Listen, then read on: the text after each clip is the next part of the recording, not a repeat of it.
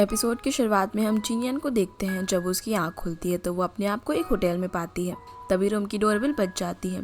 जैसे वो दरवाजा ओपन करती है तो वहाँ पर लू शिंगवू थी, जिसे देखकर चिनियन दरवाजा बंद करने ही वाली थी, लेकिन लू शिंगवू उसे रोक लेती है और बोलती है कि मुझे उन दोनों भाइयों की बात नहीं सुननी चाहिए थी, और जब तुम वॉमिटिंग कर रही थी तो तुम्हें वहीं पर छोड़कर चले जाना चाहिए था। लेकिन चिनियन को अभी भी समझ नहीं आ रहा था कि वो क्या बोले जा रही है। तो लू शिंगवू उसे साफ साफ बता देती है कि प्रोफेसर जी और सी की दोनों भाई हैं और अब तुम इन दोनों के बीच में फंस चुकी हो। इसी बीच हमें एक फ्लैशबैक दिखाया जाता है कि ड्रंक होने के कारण प्रोफेसर जी चिनियन को गोद में उठाकर लेकर जा रहे होते हैं। तो सीकी उन्हें देखकर प्रोफेसर जी का हाथ पकड़ लेता है और पूछता है कि चिनियन तुम्हारे साथ क्या कर रही है, तुम इसे कैसे जानते हो। तो लू शिंगवू बता देती है कि अरे ये दोनों भले एक साथ क्यों नहीं होंगे, चिनियन ही तो प्रोफेसर जी के असिस्टेंट है।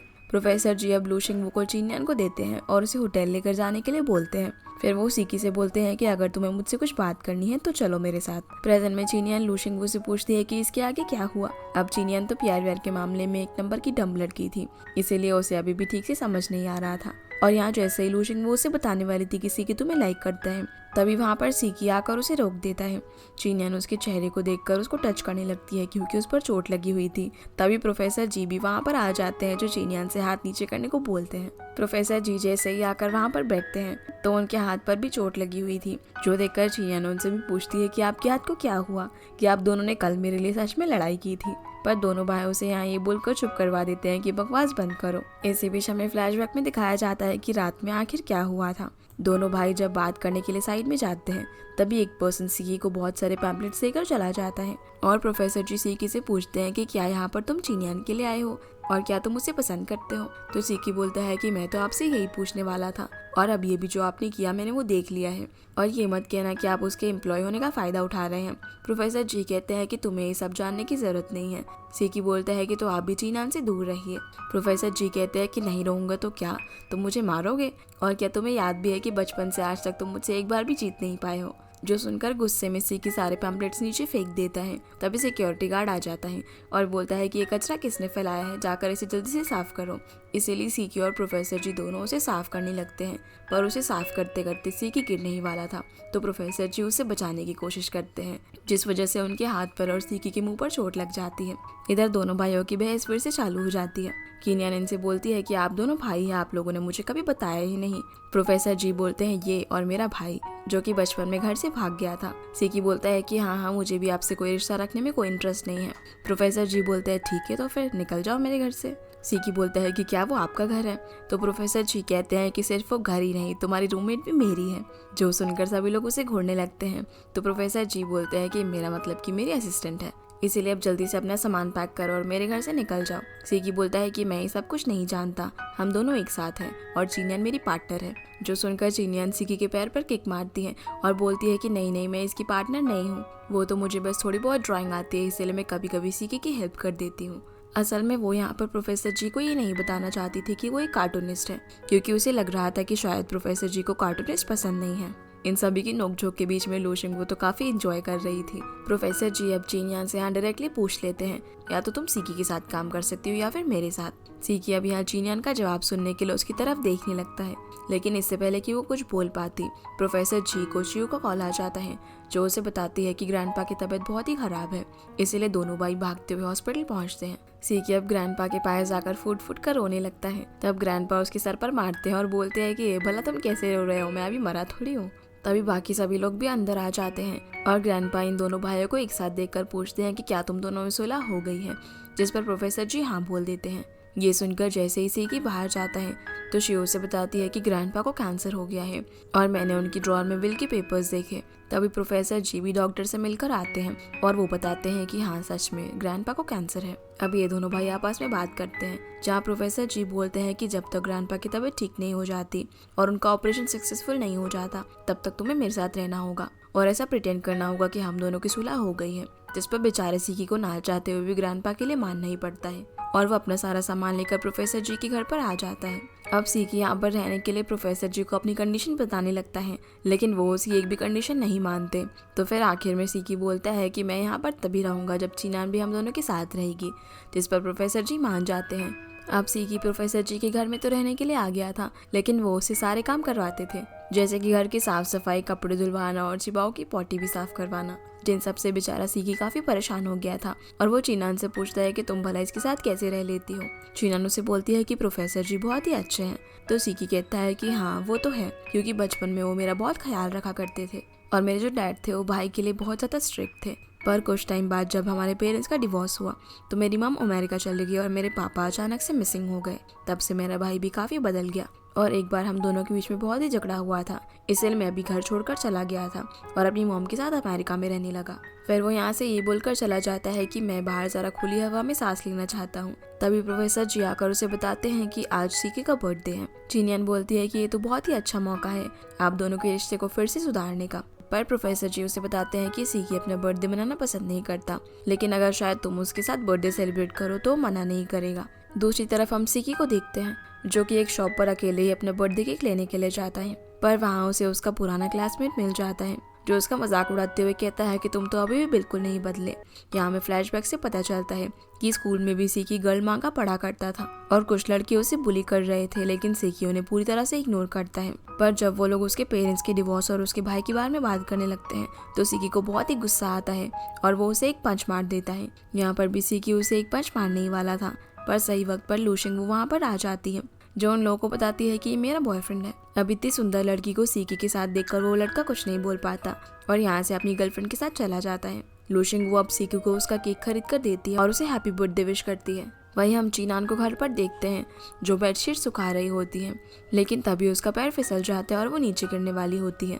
पर उसी वक्त प्रोफेसर जी भी वहाँ पर आ जाते हैं तो वो उनके ऊपर गिर जाती है और बेडशीट उन दोनों के ऊपर गिर जाती है। प्रोफेसर जी अब उसे उठने से मना करते हैं क्योंकि वहाँ पर चिबाऊ भी आ चुका था और वो बोलते हैं कि अगर तुम हिलोगी तो चिबाऊ इस पूरी बेडशीट को गंदा कर देगा और इसे तुम्हें फिर से धोना पड़ेगा। पर असल में वो सब इसलिए कर रहे थे ताकि वो चीनान के साथ ही मूवमेंट एंजॉय कर सके, इसीलिए वो दोनों ही ऐसे एक दूसरे के साथ काफी देर तक लेटे रहते हैं। इसके बाद हम प्रोफेसर जी को काम करता हुआ देखते हैं, पर चीनियन बहुत ही शोर कर रही थी, इसलिए प्रोफेसर जी ऊपर आकर देखते हैं जहाँ वो सीकी के लिए नूडल्स बनाने की कोशिश कर रही थी। प्रोफेसर जी अब उसे पहले तो एप्रन पहनाकर उसके क्लोज आते हैं और फिर उसके हाथ धुलवाते हुए उसे बताते हैं कि इस तरीके से नूडल बिल्कुल भी अच्छे नहीं बनेंगे। चीनियन प्रोफेसर जी को बोलती है कि आपको सीकी को बता देना चाहिए कि आप उसे कितना प्यार करते हैं, क्योंकि आप दोनों में से किसी एक को तो फर्स्ट स्टेप लेना ही पड़ेगा। वही हम सीकी को एक ब्रिज पर देखते हैं जहाँ वो अपना केक लेकर खड़ा हुआ था। तभी हमें फिर से फ्लैशबैक दिखाया जाता है जिसमें जिस दिन सीकी ने उन लड़कों को मारा था उस दिन उसका 16th बर्थडे था,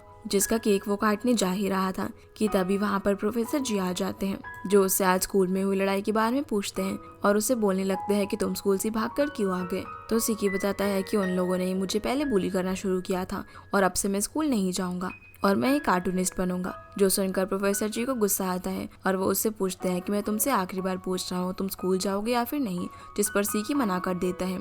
अब प्रोफेसर जी काफी गुस्से में उसकी सारी खिलौनों की कलेक्शन को खराब करने लगते हैं और उसकी कॉमिक्स वगैरह सब कुछ उसके पूरे रूम को डिस्ट्रॉय कर देते हैं, जो देखकर सीकी तो बहुत ज्यादा गुस्सा हो जाता है और वो अपने बर्थडे केक को फेंक देता है, जिसके बाद वो घर से भी भाग जाता है। और यही था इन दोनों का बहुत बड़ा झगड़ा।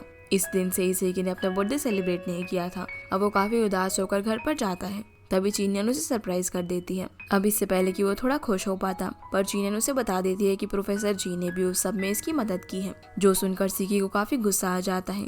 तभी चीनियन उसे प्रोफेसर जी का गिफ्ट देती है, पर सीकी उसे खोले बिना ही उस बॉक्स को फेंक देता है और बोलता है कि पहले तो उसने मेरे साथ ये सब किया और अब वो गिफ्ट देकर मुझे सब कुछ भूल जाने को कह रहा है। चीनियन यहाँ पर उसे समझाने की कोशिश करती है कि प्रोफेसर जी उसे बहुत ज्यादा प्यार करते हैं और उसकी काफी केयर करते हैं। तो सीकी कहता है कि अगर ऐसा है तो कहाँ है उनकी माफी, उन्होंने अभी तक एक बार भी मुझसे माफी नहीं मांगी। ग्रैंडपा के ऑपरेशन के बाद मैं इस घर से चला जाऊंगा। ये सब बोलकर वो घर से बाहर चला जाता है। अगले दिन सभी लोग हॉस्पिटल पहुंचते हैं क्योंकि आज ग्रैंडपा की सर्जरी थी और यहाँ सीकी उनकी कुछ ज्यादा ही सेवा कर रहा था। तो ग्रैंडपा बोलते हैं कि आखिर तुम लोगों को क्या हो गया, ये तो सिर्फ एक छोटा सा ऑपरेशन है, मुझे कुछ नहीं होगा, तुम लोग मेरी चिंता मत करो। और वैसे भी मैं तुम दोनों को एक साथ देखना चाहता था, इसीलिए अब अगर मुझे कुछ हो भी गया तो भी कोई दिक्कत नहीं है। सीकी बोलता है कि अगर आपकी यही आखिरी इच्छा है और आपने अपनी विल में यही लिखा है तो मैं भैया को माफ कर दूंगा। ग्रैंडपा बोलते हैं कि तुम कौन सी विल की बात कर रहे हो। तो सीकी बोलता है कि आपको कैंसर है इसीलिए तो आपने विल बनाई है। ग्रैंडपा अब उसका कान पकड़ते हैं और सभी लोगों को अंदर बुलाकर उनकी गलतफहमी दूर कर देते हैं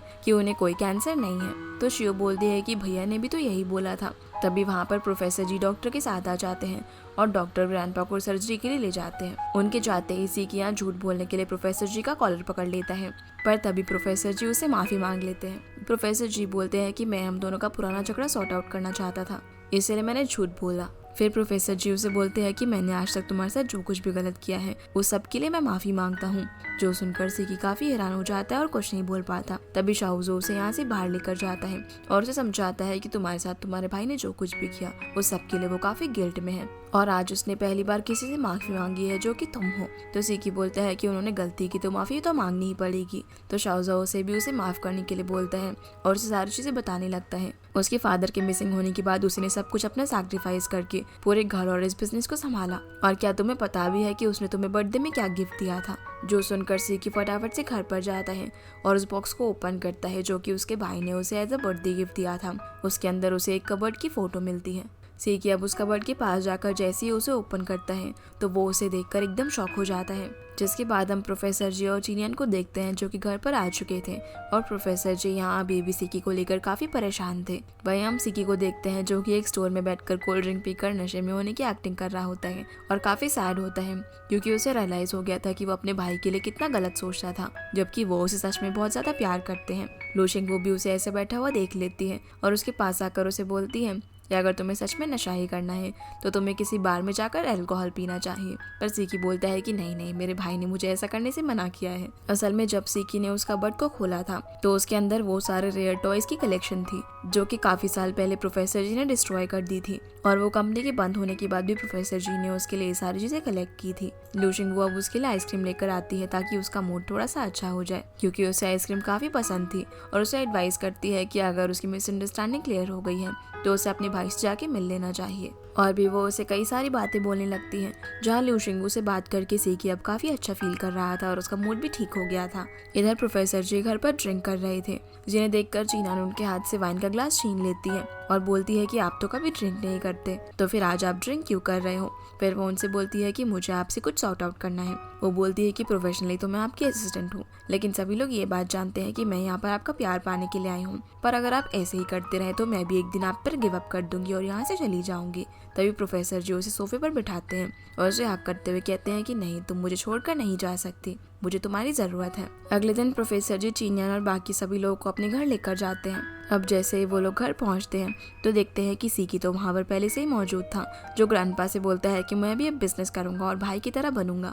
पर ग्रैंडपा उसका कान पकड़कर कहते हैं कि क्या तुम्हें ये सब मजाक लगता है। तभी प्रोफेसर जी भी उनके सामने आ जाते हैं तो ग्रैंडपा उन्हें बताते हैं कि अब से तुम दोनों को ऑफिस का कोई भी काम करने की जरूरत नहीं है और अब जब सब कुछ हमारा सेटल हो चुका है तो तुम दोनों अपनी लाइफ पर ध्यान दो और अपने सपनों को पूरा करो, क्योंकि मैंने बिजनेस को संभालने के लिए एक मैनेजर रख लिया है। इससे पहले कि अब प्रोफेसर जी कुछ बोल पाते तो ग्रैंडपा बोल देते हैं कि जीशन, ये तुम्हारा ही तो सपना था कि तुम 30 साल तक शादी कर लो और 35 ईयर्स तक तुम्हें 2 बच्चे चाहिए। जो सुनकर सभी लोग हंसने लगते हैं। तभी वहाँ पर लिनी आ जाती है जो कि प्रोफेसर जी की एक्स गर्लफ्रेंड थी और ग्रैंडपा ने उसे ही एज अ मैनेजर हायर किया था कंपनी को संभालने के लिए। जो देखकर शियो और साउजू चिनियन को बात करने के लिए साइड में लेकर जाते हैं जहाँ वो उसे कुछ करने के लिए बोलते हैं क्योंकि अब प्रोफेसर जी की एक्स गर्लफ्रेंड भी आ चुकी थी। लेकिन चिनियन बोलती है कि मुझे इस सबसे कोई फर्क नहीं पड़ता क्योंकि मैं प्रोफेसर जी की गर्लफ्रेंड नहीं हूँ। जो चीज बाहर खड़ी हुई लिनी भी सुन लेती है। वहीं हम प्रोफेसर जी को किचन में देखते हैं जो कि सीकी का फेवरेट खाना प्रिपेयर करवा रहे थे। तभी वहाँ पर सीकी आता है जहाँ वो भी प्रोफेसर जी से माफी मांगता है और अब दोनों भाइयों के बीच की सारी मिसअंडरस्टैंडिंग्स दूर हो गई थी। इसके बाद हम सभी को साथ में डिनर करते हुए देखते हैं जहाँ दोनों भाई फिर से डिनर टेबल पर चिनियाने के लिए लड़ाई करने लगते हैं। जो देखकर ग्रैंडपा सीकी को बोलते हैं कि ये भला तुम क्या कर रहे हो, वो तुम्हारी भाई की गर्लफ्रेंड है। जो सुनकर सीकी शॉक हो जाता है। तभी लिनी बीच में बोल पड़ती है कि ये तो फेक गर्लफ्रेंड है और मुझे माफ करना, मैं जब सीढ़ियों से जा रही थी तब मैंने आप लोगों की बातें सुन ली थी। चिनियन अब इससे पहले कुछ बोल पाती ग्रैंडपा वहाँ से उठकर चले जाते हैं और प्रोफेसर जी भी उनसे बात करने के लिए जाते हैं। जो देखकर चिनियन थोड़ी अपसेट हो जाती है। अब चिनियन जब अपने ऑफिस में होती है तभी उसे शियो कॉल करती है और उसे बताती है कि कल हम सभी लोग बीच पर जाने वाले हैं जहाँ पर प्रोफेसर जी भी आएंगे, तो तुम्हारे पास अच्छा मौका है प्रोफेसर जी को पटाने का। जो सुनकर चिनियन काफी खुश हो जाती है। अब हमें बीच का सीन दिखाया जाता है जहाँ पर सभी लोग पहुँच जाते हैं और चीनियन काफ़ी अच्छे से ड्रेसअप होकर प्रोफेसर जी के पास जाती है, लेकिन चलते हुए उसकी ड्रेस फट जाती है, जो देखकर प्रोफेसर जी अपनी शर्ट उतारकर उसकी वेस्ट पर बांध देते हैं। दूसरी तरफ हम सीकी को देखते हैं जो कि एक प्लेन उड़ा रहा था और वो गलती से लू शिंगवू के टेंट में चला जाता है, जिसे देखकर सीकी बोलता है कि तुम भला यहाँ क्या कर रही हो। तो वो बताती है कि मैं यहाँ पर काम से आई हूँ और तुम्हारे ड्रोन ने देखो क्या किया है। मैं मेकअप कर रही थी, मेरा मेकअप भी सारा खराब हो गया और मेरी लिपस्टिक भी गिरकर टूट गई। सीकी अब उसके चिन को पकड़कर उसके चेहरे को देखने लगता है और काफी देर तक इसी तरह उसे देखने के बाद बोलता है कि मैंने तुम्हारा कलर देख लिया है, मैं तुम्हें सेम लिपस्टिक लाकर दे दूंगा। ये बोलकर वो यहाँ से जाने लगता है। तभी लू शिंगवू उसे रोककर कहती है कि क्या तुम थंडर क्लाउड की आगे की कहानी जानना चाहते हो। जो सुनकर सीकी कहानी जानने के लिए काफी एक्साइटेड हो जाता है, लेकिन शो ऑफ नहीं करता। लू शिंगवू अब उसे यॉट के पास लेकर जाती है। लू शिंगवू उसे बताती है कि उसकी स्टोरी मेरे टैबलेट में है जो कि यॉट के अंदर है, इसीलिए सीकी अंदर जाकर उसके टैबलेट में देखने लगता है, पर उसे कहीं पर भी थंडर क्लाउड के बारे में कोई अपडेट नहीं मिलती, जिसका मतलब साफ था कि लू शिंगवू ने जानबूझकर किया था। तभी सीकी को रियलाइज होता है कि यॉट चलने लगी है और जैसे ही वो बाहर जाकर देखता है तो यॉट सच में चल रही थी, जो देखकर वो लू शिंगवू को उसे रुकवाने के लिए बोलता है, लेकिन वो मना कर देती है और बोलती है कि अगर तुम जाना चाहते हो तो यहाँ से कूद कर जा सकते हो। पर सीकी को पानी से डर लगता था। लू शिंगवू उसे बताती है कि ये यॉट तो अब कल सुबह यहाँ पर आएगी, जो सुनकर सीकी हेल्प के लिए इशारा करने लगता है, क्योंकि शाओजोई बाइनोक्यूलर से उसी की तरफ देख रहा था, लेकिन वो सीकी को देखकर समझता है कि वो तो उसे बाय कर रहा है। इसके बाद हम चीनान और शियू को आपस में बात करता हुआ देखते हैं, जहाँ पर शियू उसे प्रोफेसर से फ्लर्ट करने के लिए एडवाइस करती है। इसीलिए अब जब चीनान प्रोफेसर के साथ अपने टेंट में जाती है तो शियू उन्हें बाहर से बंद कर भाग जाती है। प्रोफेसर जी चीनियान से पूछते हैं कि तुम यहाँ पर क्या कर रही हो, तो चीनियान बोलती है कि मैंने बिकिनी पहना है, तो क्या आप मुझे देखना चाहोगे। जो सुनकर प्रोफेसर जी अपना मुंह दूसरी तरफ कर लेते हैं और उसे कपड़े पहनने को बोलते हैं, लेकिन जैसे ही चीनियान टॉवल हटाती है तो हम देखते हैं कि उसने तो सिर्फ एक बिकिनी प्रिंट टी शर्ट पहना हुआ था। अब वो प्रोफेसर जी को अपने पास खींचती है, जिससे वो नीचे गिर जाते हैं और चीनियन उनके क्लोज आकर उन्हें किस करने वाली होती है, लेकिन तभी एक बॉल आकर चीनियन के सर पर लगती है और अब क्योंकि उसका प्लान फेल हो चुका था तो वो बाहर जाकर उन बच्चों को डांटती है जिनकी बॉल उनके पास आई थी। इसके बाद शियो उन्हें क्लोज लाने का एक और ट्रिक निकालती है, जिसमें वो इन दोनों को एक ब्रेसलेट पहना देती है और बताती है कि आप दोनों के पास 24 आवर्स है इस ब्रेसलेट को खोलने के लिए। जब आपकी हार्ट बीट फास्ट होगी तभी आप इस ब्रेसलेट को खोल पाएंगे, और अगर आप एक दूसरे से ज्यादा दूर गए तो इसका टाइमिंग और ज्यादा बढ़ जाएगा। अब प्रोफेसर जी तो रनिंग करने लगते हैं ताकि उनकी हार्ट बीट फास्ट हो और ये ब्रेसलेट खुल जाए, पर चीनियन उन्हें बोलती है कि अगर आप ऐसे ही भागते रहेंगे तो हम दोनों और दूर होते जाएंगे और ये ब्रेसलेट कभी नहीं खुल पाएगा। अब चीनियन बीच पर साथ में कुछ कपल्स को एंजॉय करता हुआ देखती है और उसे आइडिया आता है कि वो और प्रोफेसर जी एक साथ रोमांटिक तरीके से एक्सरसाइज करेंगे, लेकिन प्रोफेसर जी तो कुछ अलग ही तरीके से उसे एक्सरसाइज करवा रहे थे और बेचारी चीनियन का प्लान यहाँ पर भी फेल हो जाता है। इसलिए वो नाराज होकर प्रोफेसर जी से दूर दूर जाने लगती है, पर इसी बीच उसके पैर में एक कट लग जाता है, जो देखकर प्रोफेसर जी उसे अपनी पीठ पर बैठाकर टेंट की तरफ ले जाने लगते हैं। दूसरी तरफ हम सीकी को देखते हैं जिसकी हालत काफी ज्यादा खराब हो चुकी थी और लू शिंगवू उसका मजाक उड़ाते हुए उसके पास जाती है, जहाँ वो उससे पूछने लगती है तुम किसे ज्यादा पसंद करते हो, अपने भाई को या फिर चीनियान को। तो सीकी अपने भाई का नाम लेता है और बोलता है कि पर उसे चीनियान भी काफी पसंद है, जो सुनकर लू शिंगवू थोड़ी सैड हो जाती है और उसे बोलने लगती है कि एक चीनियान ही है जिसने तुम्हारे टैलेंट की कद्र की है, पर अगर कोई ऐसा पर्सन तुम्हें मिल जाए जो कि चीनियन से भी ज्यादा तुम्हारे टैलेंट की कद्र करे तो क्या तुम तब भी चीनियन को ज्यादा पसंद करोगे। जिस पर वो हाँ बोलता है। ये सुनकर लू शिंगवू थोड़ी और सैड हो जाती है और बोलती है कि अगर तुम यही चाहते हो तो मैं चीनियन से मिलवाने में तुम्हारी मदद कर सकती हूँ, पर सीकी उसे मना कर देता है और बोलता है कि मैंने तो तुम्हें कभी भी अच्छे से ट्रीट भी नहीं किया, तभी भी तुम मेरे क्यों पीछे पड़ी हुई हो। लू शिंगवू बोलती है कि मुझे तुम्हारी पेंटिंग्स काफी पसंद है और जो चीज मैं ड्रॉ नहीं कर सकती वो तुम कर सकते हो। ये बोलकर वो उसे अंदर ले जाती है। वहीं हम चीनियन को देखते हैं जो प्रोफेसर जी की टेंट में आकर बैठ जाती है और बोलती है कि आप गलत मत समझिए, मैं तो सिर्फ यहाँ पर इस गेम को कम्प्लीट करने के लिए आई हूँ। प्रोफेसर जी बोलते हैं कि आज दिन में तुम मुझसे नाराजगी हो गई थी और आखिर तुम क्या करना चाह रही थी। चीनियन उस सब के लिए काफी एम्बैरेस फील करती है और बोलती है कि क्या आज दिन में जो कुछ भी हुआ हम उसे भूल सकते हैं, लेकिन प्रोफेसर जी उसे कहते हैं कि मैं तुम्हें एक मौका देना चाहता हूँ, तुम जो भी करना चाहती हो कर सकती हो। तो चीनियन बोलती है कि अगर मैंने अपना कंट्रोल खो दिया तो प्रोफेसर जी कहते हैं कि मैं कोई रोबोट थोड़ी हूँ, अगर तुमने लिमिट क्रॉस की तो मैं तुम्हें रोक दूंगा। अब यहाँ इन दोनों के बीच में एक किस होती है और इनकी हार्ट बीट फास्ट होने की वजह से वो ब्रेसलेट खुल जाता है और चीनियन भी यहाँ से भाग जाती है।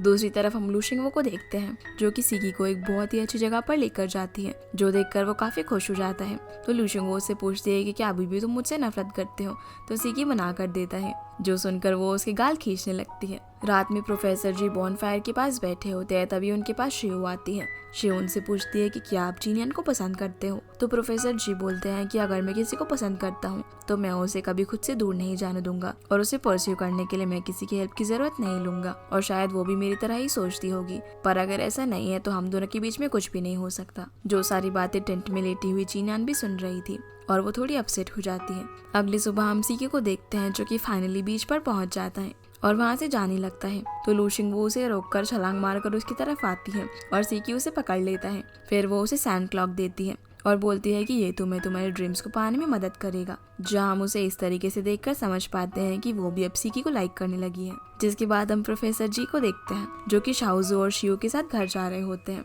और क्योंकि सीकी और जीनियन वहाँ पर नहीं थे तो वो उन दोनों के बारे में पूछने लगते हैं। शियो बताती है कि जब वो सुबह उठी तो जीनियन वहाँ पर नहीं थी। फिर प्रोफेसर जी शाओजू से पूछते हैं कि सीकी अपने किस दोस्त के साथ गया है, क्या वो लड़का है या लड़की। शाओजू कहता है कि जरूर वो तो कोई लड़का ही होगा, और तुम चिंता मत करो, अगर वो लड़की भी हुई तो वो चीना नहीं होगी। जो सुनकर प्रोफेसर को और ज्यादा गुस्सा आ जाता है और वो बहुत तेज कार ड्राइव करने लगता है। दूसरी तरफ हम जीनियन को देखते हैं जो कि अपने ऑफिस में सो रही थी। तभी जाओशी उसके पास आती है और उसे उसकी comic dress for the beauty की बुक दिखाती है जो कि पब्लिश होने वाली थी, जो देखकर चीनन हैरान हो जाती है। तो शाओजी उसे हैरान देखकर पूछती है कि क्या तुमने अभी तक प्रोफेसर जी को ये नहीं बताया कि इस कॉमिक के प्रोटैगनिस्ट वो है, जिस पर चीनन मना कर देती है। तभी शाओजी के फोन पर एक मैसेज आता है और वो चीनन को बताती है कि गलती से मैंने कुछ बुक्स की कॉपी प्रोफेसर जी के ऑफिस भेज दी है। जो सुनकर वो काफी घबरा जाती है और ऑफिस की तरफ जाने लगती है ताकि प्रोफेसर जी उन बुक्स को ना देख ले। वही हम प्रोफेसर जी को देखते हैं जो कि लिनी से मिलने के लिए आते हैं, जो देखकर वो उन्हें हक करने लगती है